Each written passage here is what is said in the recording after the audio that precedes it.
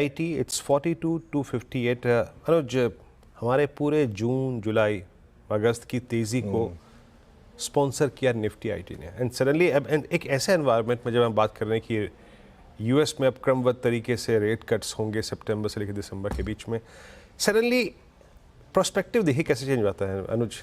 मात्र एक स्टॉक जो एक रात को 10% गिरता है वो बिल्कुल ही जिसे कहते हैं ना गेम के रूल बदल देता है। एनवीडिया के इस फॉल को और आईटी की इस गिरावट को आज एग्जैक्टली आप कैसे रीड कर रहे हैं? क्या ये एक एंट्री अपॉर्चुनिटी है स्टैगर्ड वे में या फिर अवॉइड करें अभी? फिर देखिए बहुत अच्छा सवाल है आपका। मेरा ये मानना है कि एनवीडिया की वजह से अगर आईटी स्टॉक्स गिरेंगे तो वो बाइंग अपॉर्चुनिटी है, क्योंकि वो जो यूएस के नैस्डैक स्टॉक्स हैं वो पूरे के पूरे अब आजकल पूरा जो डोमिनेंस है उनका वो या तो चिप मेकर्स हैं या एप्पल है या गूगल है, इस तरीके के स्टॉक्स हैं। हमारा और इनके बीच में जो कोरिलेशन है वो इंटरेस्ट रेट को लेकर है, क्योंकि इंटरेस्ट रेट अप और डाउन में काफ़ी इंपैक्ट आता है तो बॉन्ड यील्ड का। लेकिन आज जो आईटी स्टॉक्स गिर रहे हैं वो एनवीडिया की वजह से नहीं गिर रहे हैं, वो यूएस का जो आईएसएम डेटा आया उसकी वजह से गिर रहे हैं, क्योंकि वापस एक फियर आ गया कि यूएस में क्या मंदी आएगी। मेरा ये मानना है कि नहीं, ये बाइंग अपॉर्चुनिटी है और इस बार भी यही होगा। हाँ, बस ये है कि आईटी स्टॉक्स चले कितना, ये देखिए ना पिछले एक महीने में आईटी इंडेक्स 11% भाग चुका है। थोड़ा सा करेक्शन कूल ऑफ हो जाएगा, फिर मुझे लग रहा है कि यहाँ पर अब फॉर एग्जांपल आईटी इंडेक्स अभी 42,000 पर है। अगर किसी कारण से आपको मिल जाए ये 41,500 या 41,000 के बीच में मान लीजिए, तो ब्लाइंड बाइंग अपॉर्चुनिटी होगी, बास्केट अप्रोच रखनी होगी आपको। लेकिन मौके आपको बाइंग के ही ढूंढने हैं आईटी में, और वो जो मेरा एक व्यू है कि इस साल आपका 25% आईटी में होना चाहिए, वो अभी भी मेरा इंटैक्ट है, उसमें कोई चेंज नहीं है वीरो।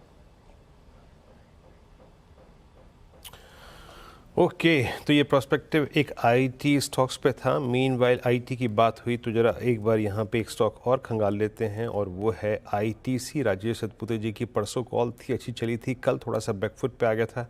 राजेश जी आज फिर ऑप्शन बेस पे 500 पे इस पे बाइंग इमर्ज हुई है। मेरे ख्याल से कैंडल में अगर कन्वर्ट करूंगा तो आज के प्राइस बिहेवियर को ज़्यादा अच्छी तरीके से रीड कर पाऊंगा। डायरेक्टर साहब इसे कैंडल में कन्वर्ट कर दीजिएगा। राजेश जी एग्जैक्टली ये बाइंग 500 से आती हुई, आपका व्यू इस वक्त? जी वीरे जी, देखिए आईटीसी, नेस्ले, ब्रिटानिया ये मेरे बाय लिस्ट पे है और आईटीसी मुझे लगता है एक बेहतरीन चार्ट है। हालांकि थोड़ी वोलेटिलिटी में 5-10 रुपए इधर उधर करते रहता है, लेकिन ये लेवल सही है क्योंकि ये 10 डीएम है 505, 510 इसका रेजिस्टेंस है। तो जैसे 505 पे बाय बनता है, 510 का टारगेट 1 बनेगा। 510 एक्सटेंड हो गया, फिर मुझे लगता है यहाँ पे कम से कम 15 से 20 रुपए का एक क्लियर शॉर्ट कवरिंग रैली मिलेगी।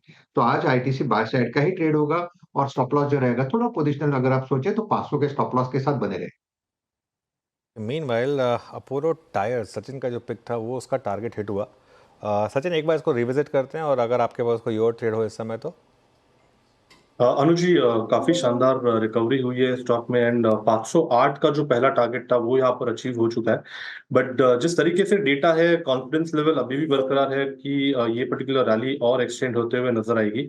इंट्राडे में मुझे लग रहा है 512 515 के आसपास का एक स्विंग बनेगा, बट जो सेकंड टारगेट हमने दिया है 520 का, आई थिंक उसके लिए बने रहने की सलाह होगी। डिस्क्लोजर होगा कि हमने हमारे क्लाइंट्स को भी अभी अभी ये रिकमेंडेशन दी है फ्रेश बाइंग करने के लिए अपोलो टायर्स के फ्यूचर में।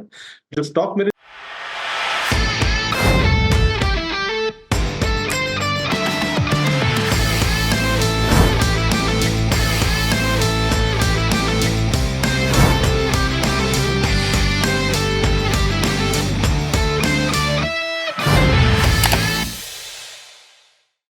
बता दें कि मनी कंट्रोल पर दिए गए विचार एक्सपर्ट्स के अपने निजी विचार होते हैं। वेबसाइट या मैनेजमेंट इसके लिए उत्तरदायी नहीं है। यूजर्स को मनी कंट्रोल की सलाह है कि कोई भी निवेश निर्णय लेने से पहले सर्टिफाइड एक्सपर्ट की सलाह लें।